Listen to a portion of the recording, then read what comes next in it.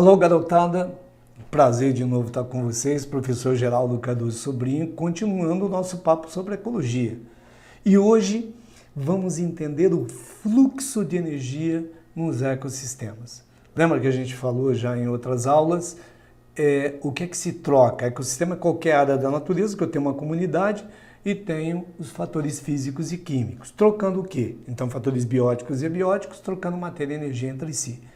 O objeto agora dessa aula é a gente entender como ocorre esse trânsito de energia nos ecossistemas, o que define a ação humana em vários locais e que para você vai definir a resolução de várias questões de vestibulares e Enem. Então, prestando atenção no início, essa é a nossa aula 23, falando então do fluxo de energia nos diferentes ecossistemas. O que nós já vimos que ecossistema é qualquer área da natureza em que os fatores bióticos vivos, então aqui a comunidade, e abióticos trocam matéria e energia entre si. A gente vai verificar na sequência que a gente fala em ciclo da matéria, mas em energia a gente fala em fluxo.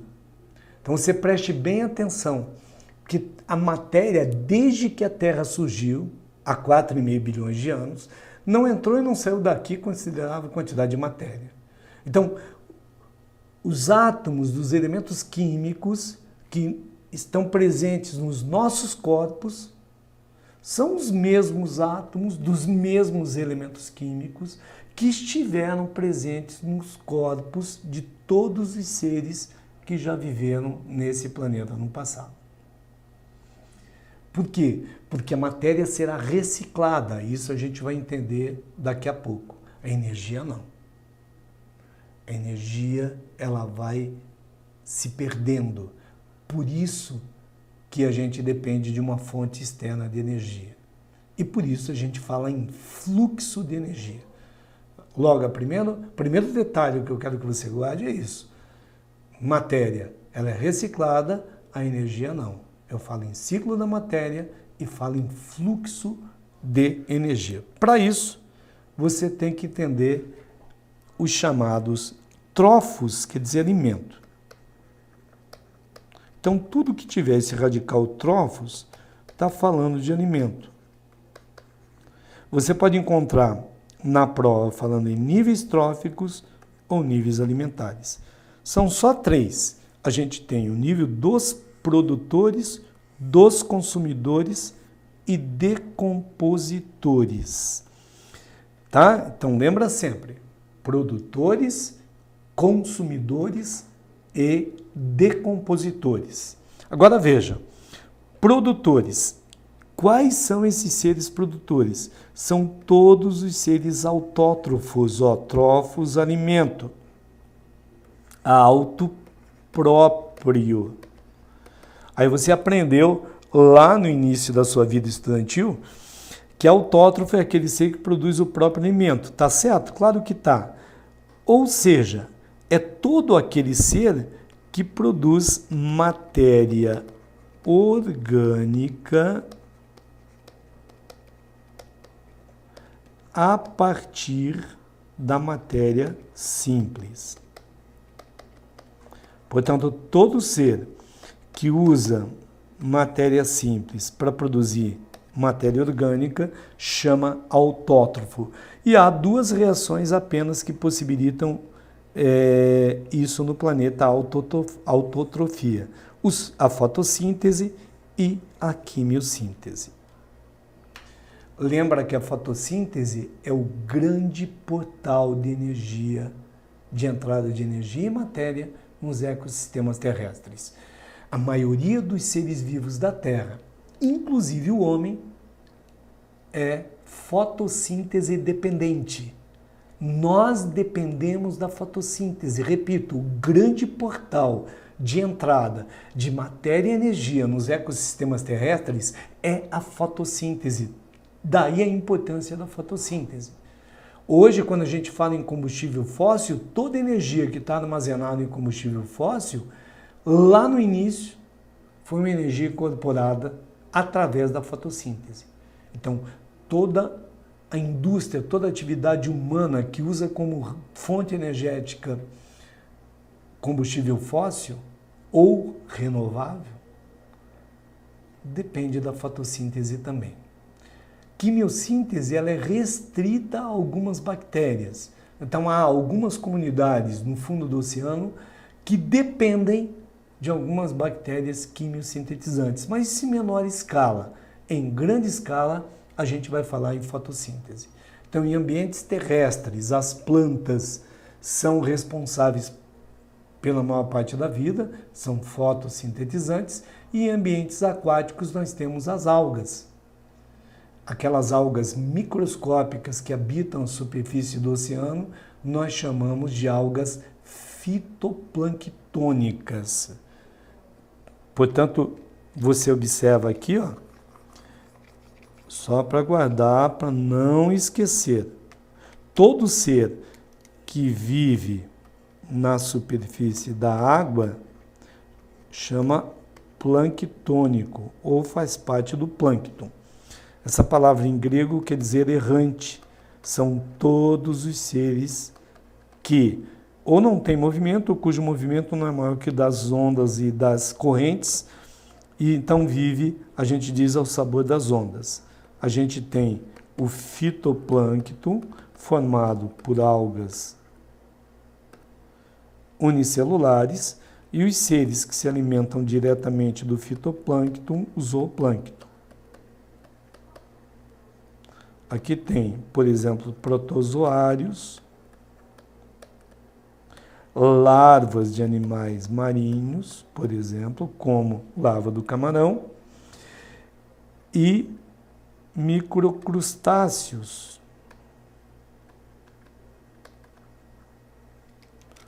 Por exemplo, o crio, né? Então, deixar bem claro aqui para você, para não errar. Esses são os produtores. Portanto, produtor é todo aquele que produz seu próprio alimento, ou seja, todo aquele que produz matéria orgânica a partir da matéria simples. Quem se alimenta diretamente do produtor ou indiretamente, nós chamamos de consumidor. Por isso que tem várias categorias de consumidores. Os herbívoros, por exemplo, que se alimentam diretamente dos vegetais, são consumidores de primeira ordem ou primários.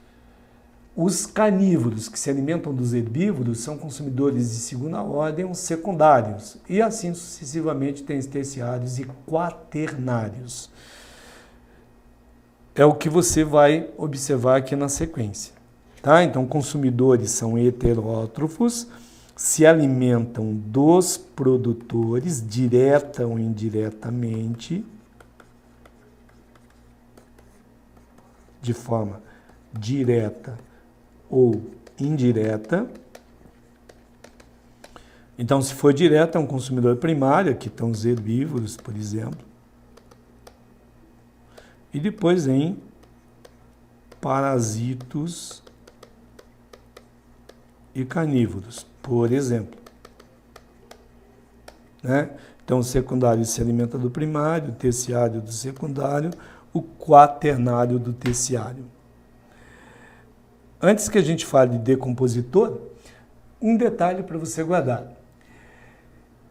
É claro que, dependendo do ser, como nós humanos que somos onívoros, numa mesma refeição, você pode ocupar níveis alimentares ou tróficos diferentes. Imagine que você tenha feito um prato, por exemplo, com saladinha de alface, tomate, o meu arroz e um bife de boi.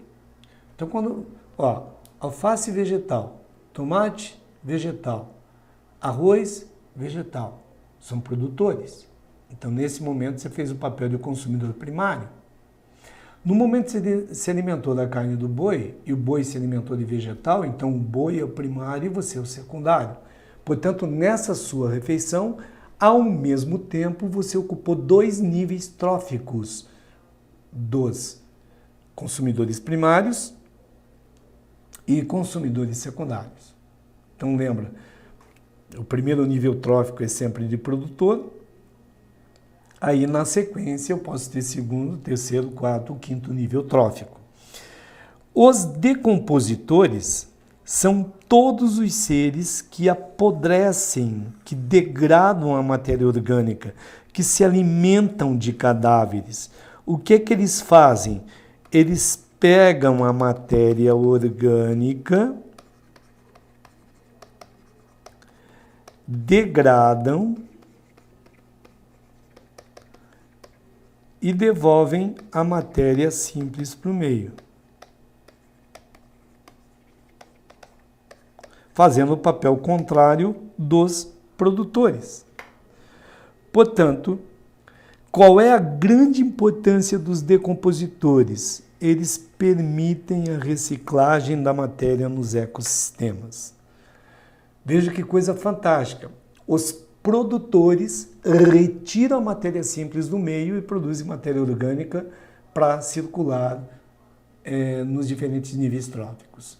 Os decompositores degradam todos os cadáveres, todos os seres que morrem, quebram essas moléculas orgânicas e devolvem para o meio as moléculas simples para serem usadas de novo pelos produtores, permitindo assim a reciclagem da matéria que nós havíamos comentado no início da aula. Que quando eu falo em energia, eu falo em fluxo, mas quando eu falo em matéria, eu tenho que falar em ciclo da matéria. E se perguntarem para você quem é ou quais são os responsáveis pela reciclagem da matéria diretamente, você vai responder que são os decompositores. E quais são esses decompositores? São fundamentalmente bactérias e fungos. Alguns protozoários podem fazer também. Hoje o pessoal chama para a minhoca de um acelerador de decomposição. A minhoca, quando come, usa o alimento do meio, a hora que ela defeca, já defeca o material pronto para fazer parte do humus. Por isso que a gente fala que as minhocas aceleram a decomposição. Então, reprisando quais são os níveis tróficos: produtores, consumidores e decompositores. Aí nós temos diferentes categorias de consumidores. Para que você entenda como a gente analisa os ecossistemas, há dois conceitos a serem trabalhados: cadeia alimentar e teia alimentar. Eu quero que você observe, os dois mostram o fluxo de energia e de matéria no ecossistema. Então, a trajetória do alimento. Só que tem uma diferença. A diferença é que a cadeia mostra de forma unidirecional e a teia de forma multidirecional. O que significa isso? Significa que a cadeia, atenção, é um fato consumado. Um ser já se alimentou e o outro consumado, e o outro já serviu de alimento. E o que é a teia? A teia é uma projeção. Ah, Geraldo, não é difícil. Você vai entender agora. Cadeia, eu estou descrevendo algo que já aconteceu. Ah, veio lá o gafanhoto, comeu a plantinha, aí veio o sapo, comeu o gafanhoto, a cobra comeu o sapo, o gavião comeu a cobra. Então, nessa brincadeira, o gavião está vivo, o resto já era. Quando eu tenho uma direção só, porque eu estou descrevendo algo que já aconteceu, eu estou analisando uma cadeia alimentar. Mas se eu pegar uma comunidade num lago ou numa área florestal e fizer a projeção de todas as possibilidades de alimentação, traçando, na verdade, no espaço uma teia de opções, eu falo em teia alimentar. Você tem que tomar cuidado, porque às vezes você vai lá e analisa o papel do ser naquele ambiente, naquela situação que está sendo descrita. Aí, é um consumidor secundário. Daí, o que tem no enunciado da questão ou no item da questão vai dizer assim, nessa cadeia e é uma teia, você perdeu a questão. Ou nessa teia e é uma cadeia, você acabou de perder a questão. Então lembra que quando eu estiver trabalhando com algo que já aconteceu, portanto, a matéria e a energia foi numa única direção, eu falo em cadeia. Ou em teia, traçando todas as possibilidades, conforme você vai ver agora na sequência. Antes disso, preste bem atenção. Dificilmente a gente tem um consumidor acima do de quarta ordem. Quando eu tiver um consumidor de quarta ordem, normalmente aí estão os grandes predadores. Por que eu não tenho além disso? Eu não tenho além disso porque vai faltar energia no meio, eu teria que ter um mega predador. Então, normalmente termina aí, não quer dizer que jamais terá o de quinta ordem, dependendo da situação, do ambiente, do tipo de cadeia ter analisada, até a gente encontra um de quinta ordem. Mas normalmente termina de quarta ordem. Mas tem outra coisa que eu quero que você anote. Sempre que tiver um poluente, olha bem, um poluente agredindo o ecossistema, o mais afetado será o último. Por quê? Porque o poluente tem efeito cumulativo do meio. A gente chama para isso de magnificação trófica. Trófos é alimento, né? Gente, lembra, por exemplo, que você polui o mar, morre a gaivota do lado de fora. Ou morre o homem que se alimentou de um pescado, por exemplo. Porque sempre que eu tiver o poluente, ele vai ter efeito cumulativo. E o mais afetado será sempre o último. Aí você entende que de todas as cadeias das quais o homem participa, salvo algum acidente, o último é o homem. Então, quem acaba sendo mais afetado com a poluição humana, acaba sendo o próprio homem. Por isso é interessante você analisar. A gente tem a questão do mercúrio, por exemplo, que é usado em garimpo no norte do Brasil, e esse mercúrio acaba na água. Vai afetar o quê? Toda a cadeia alimentar aquática. E vai afetar mais quem? O homem que vai lá se alimentar do peixe que estava no rio. Tá? Guarde bem isso. Sempre que tiver aí um poluente não biodegradável, o mais afetado será sempre o último da cadeia. Assim a gente consegue voltar ao texto. E aqui você tem um exemplo de uma cadeia alimentar. Por exemplo, aqui eu tenho o fitoplâncton. Então as algas microscópicas que habitam a superfície da água. São quem? Produtores.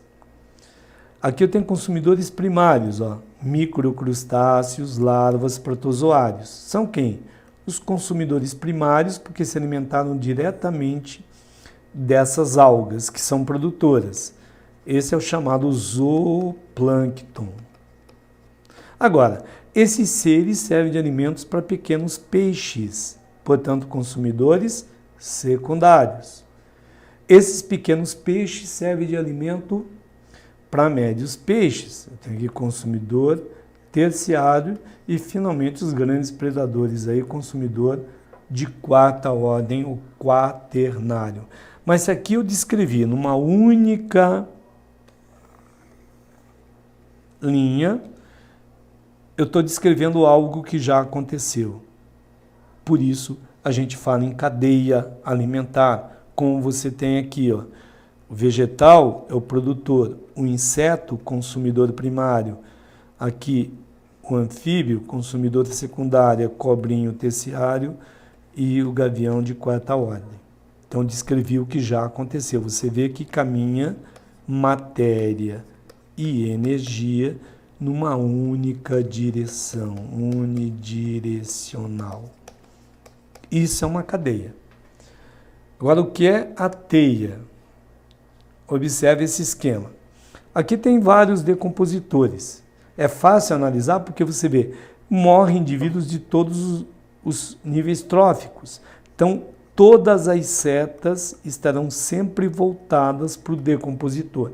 Se você encontrar para análise algum esquema de uma teia alimentar, lembra, todas as setas se voltam para os decompositores. E deles, eles permitem a reciclagem da matéria. Eles só vão mandar setinha, então, para os produtores. Você vê aqui tem os vegetais, ó, produtores. E aí, para fazer a análise, fica bem tranquilo. Aqui você tem o consumidor primário, que está se alimentando da plantinha. Aqui um outro consumidor primário, ó, se alimenta das duas plantinhas. Primário. É só ter paciência. Por onde você começa a análise? Sempre pelo produtor.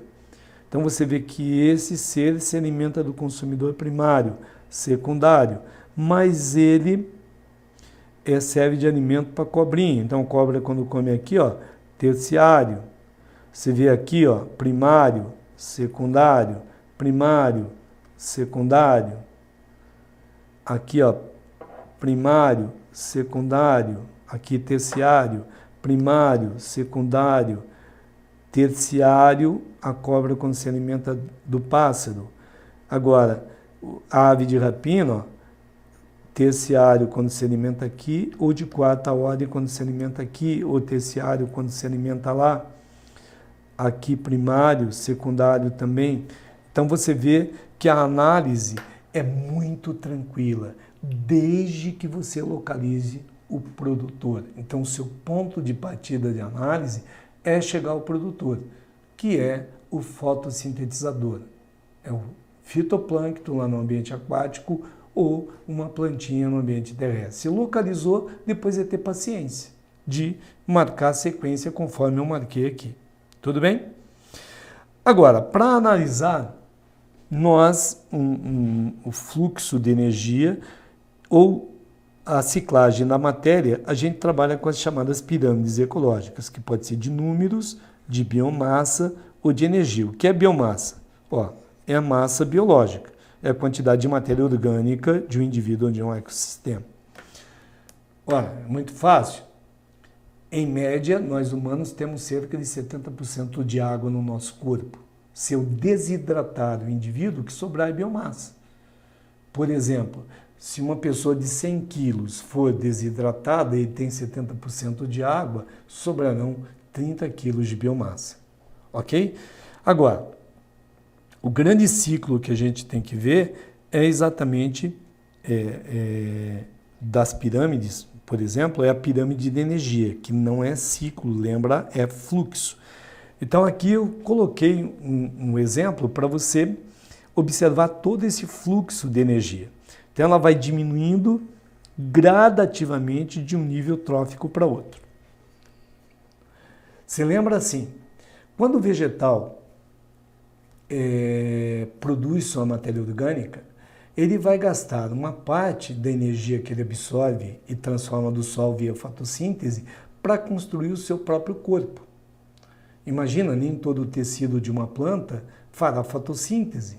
Então, para produzir fibra, por exemplo, a fibra não está fazendo fotossíntese, então há uma energia acumulada aí. O que vai ser transferido para frente? Uma parte de toda a energia que o vegetal absorve do meio, porque uma parte ele gastou para viver e para construir o corpo. É por isso que o aproveitamento da eficiência energética é muito maior do fitoplâncton do que de uma árvore. Porque o fitoplâncton não tem células, nem estruturas que vão sequestrar essa energia e não vão fazer fotossíntese. O fitoplâncton, uma alga unicelular, é uma célula só e fazendo fotossíntese o tempo todo. Então ela se torna muito mais eficiente do que uma árvore em termos energéticos. Eu quero que você analise isso. É igual o salário. Produtividade primária. Quando fala produtividade primária, eu estou falando de um produtor. Se eu estiver falando do consumidor primário, eu vou falar em produtividade secundária. Por quê? Porque ele vem logo após o produtor. Então, o que é bruto? Bruto é toda energia conseguida pela fotossíntese. Só que vai respirar, vai gastar energia. Ora, o que é a produtividade primária líquida? Então, ela é o resultado do que ganhou e do que gastou. Então, eu vou descontar o que gastou com a respiração, daquilo que foi absorvido na fotossíntese, o que sobrar é produtividade primária líquida. É isso que vai poder passar para frente. E assim sucessivamente. Equivale, por exemplo, ao seu salário, né? Então, o indivíduo que o salário seria a produtividade bruta, mas eu tenho os descontos. Então, não é o salário inteiro que eu vou contar, tirando os descontos, eu tenho o meu líquido a gastar. Tudo bem? Então, produtividade primária, estou falando de produtor, secundária de consumidor primário, assim sucessivamente. Tudo aquilo que você consegue de energia, no caso do produtor da fotossíntese, produtividade primária bruta. O que gasta na respiração tem que descontar e vai sobrar a produtividade primária líquida. Tranquilo? Ó, a fonte de energia, sempre o sol, da fotossíntese, né? Unidirecional, é fluxo, não é ciclo. A maior quantidade de energia está nos produtores e vai diminuindo gradativamente. Então, toda vez que um ser serve de alimento para o outro, ele passa no máximo aí 10 a 20% de toda a energia que transitou por ele em vida. É por isso que para produzir 1 quilo de boi vai ter que comer toneladas de vegetal. Se você quiser produzir 1 quilo de humano, que de criancinha lá, à base de carne de boi, vai ter que comer toneladas de carne de boi. Por quê? Porque a energia vai se perdendo. Guarda bem isso. E aí a gente pode imaginar a aplicação prática. Onde que eu tenho acesso à matéria e energia de forma mais barata? Alimentando diretamente de um produtor. Por isso, quanto mais pobre é uma família, quanto mais pobre é uma nação, mais vegetariana deveria ser. Porque eu vou direto à fonte primária de matéria e energia. Ora, para eu produzir um consumidor primário, por exemplo, um boi, um suíno, eu vou ter que primeiro ter o vegetal para alimentar esse animal, para depois dele adulto eu me alimentar dele. Por isso você imagina por que a carne é tão cara. Imagina se alguém resolvesse se alimentar só de carne de leão. Quanto custaria 1 quilo de carne de leão? Porque você teria que produzir tudo antes para depois se alimentar da carne de leão. Ok? Lembra que a energia vai se perdendo. Vamos voltar à tela? Então, a energia se esgota nos decompositores, por isso a fonte de novo é o sol. Ela não pode ser aproveitada, né? E é fluxo. Lembra sempre, não é ciclo. Aqui você vê uma pirâmide de energia, tá? Então você vê produtor tem mais energia disponível do que o primário, que tem mais secundário e assim sucessivamente. Cada vez um serve de alimento para o outro.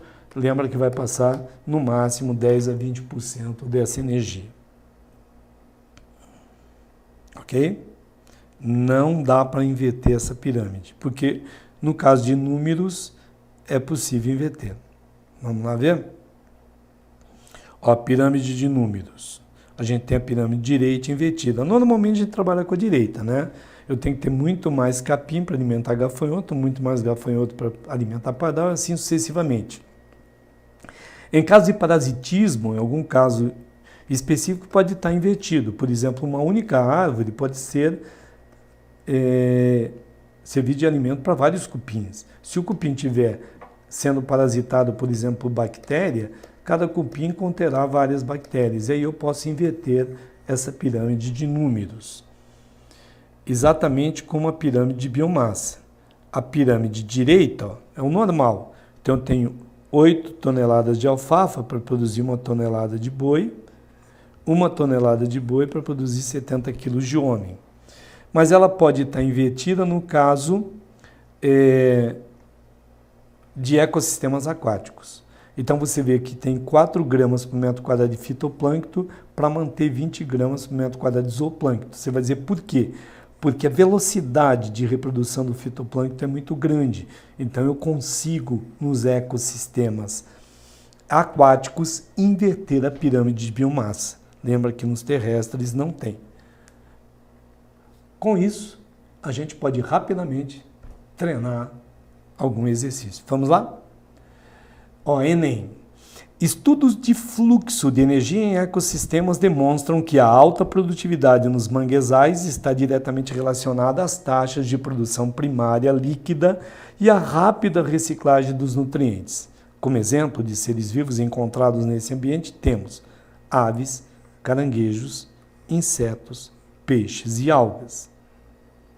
Dos grupos de seres vivos citados, os que contribuem diretamente para a manutenção dessa produtividade no referido ecossistema, quem são? São os produtores. Os produtores fazem o quê? A entrada de matéria e energia. Quem são? As algas, né? Então, fitoplâncton. Olha como é fácil, questãozinha do Enem. Segunda, os personagens da figura estão representando uma situação hipotética da cadeia alimentar. Então você vê, está sonhando com o quê? Em se alimentar de um humano, o humano aqui está sonhando em se alimentar desse outro animal, e o abutrezinho lá quer se alimentar dos dois mortos, né? Então esse é o sonho. Cada vez que você tiver um esquema desse, primeiro analisa o esquema, né? Anote tudo no esquema. Suponha que em cena anterior à apresentada, o homem tenha se alimentado de frutas e grãos. Opa! Olha o dado. Frutas e grãos. Então você tem que anotar isso. Você vai lendo e vai anotando. O que é isso? Vegetal, produtor. O homem se alimentou. Quem é o homem? Consumidor primário. Na hipótese das próximas cenas, o tigre ser bem-sucedido e posteriormente servir de alimento aos abutres, tigre e abutres ocuparão o quê? Gente, o tigre vai se alimentar do humano, ele estava sonhando com o humano, ele vai fazer o papel de consumidor secundário e o abutre, então, de consumidor terciário. Exatamente está aqui a nossa resposta. Um agricultor que possui uma plantação de milho e uma criação de galinhas passou a ter sérios problemas com cachorros do mato que atacavam sua criação. O agricultor, ajudado pelos vizinhos, exterminou os cachorros do mato da região. Atenção, exterminou o cachorro do mato. Passado pouco tempo, houve um grande aumento do número de pássaros e roedores que passaram a atacar as lavouras. Nova campanha de extermínio, logo depois da destruição de pássaros e roedores, uma grande praga de gafanhotos destruiu totalmente a plantação de milho e as galinhas ficaram sem alimento. Ora, o que você tem aí? O milho serviu de alimento para quem? Para pássaro, pelo que está dito aí, pássaro comia gafanhoto. A galinha e os roedores se alimentavam do milho. O cachorro no mato se alimentava de quem? Dos pássaros, da galinha e dos roedores. É o que o texto deixa bem claro. Portanto, é questão de você prestar atenção e escrever cada item daquilo que está lendo. Ó, o mercúrio é um metal muito utilizado em indústrias e garimpos para extração de ouro. As perdas decorrentes da má utilização desse metal atingem os ecossistemas aquáticos e chega ao homem quando esse come peixes e pescados em ecossistemas contaminados. O processo que torna o peixe prejudicial à saúde humana é chamado de bioacumulação. Lembra que a gente falou disso? Na qual a concentração do mercúrio aumenta em cada organismo ao longo da cadeia alimentar trófica, de modo que o homem consome alimento com alta concentração de mercúrio e, portanto, com alta toxicidade. A utilização de métodos de reaproveitamento do mercúrio nas atividades industriais e mineradoras constitui importante medida de controle da poluição causada por esse metal e capaz de reduzir as consequências nefastas para a biota aquática e para a saúde humana. Suponha que um curso d'água esteja contaminado por mercúrio proveniente de local onde se desenvolve atividade de garimpo. Nesse caso, ao se examinar os seres que vivem nesse ambiente aquático, é possível encontrar maior concentração nos consumidores primários? Não, né? Você lembra que há acúmulo ao longo das cadeias alimentares. Baixíssima concentração no pescado. Não, o pescado está lá no final, então vai ter maior concentração. Maior concentração de mercúrio nos animais que estão no topo da cadeia alimentar. Exatamente porque magnificação trófica. O mais afetado é sempre o último. Valeu, gente. Grande prazer estar com vocês. Vamos continuar treinando porque nós queremos o seu sucesso no final do ano. Na próxima aula tem mais. Um grande abraço para você.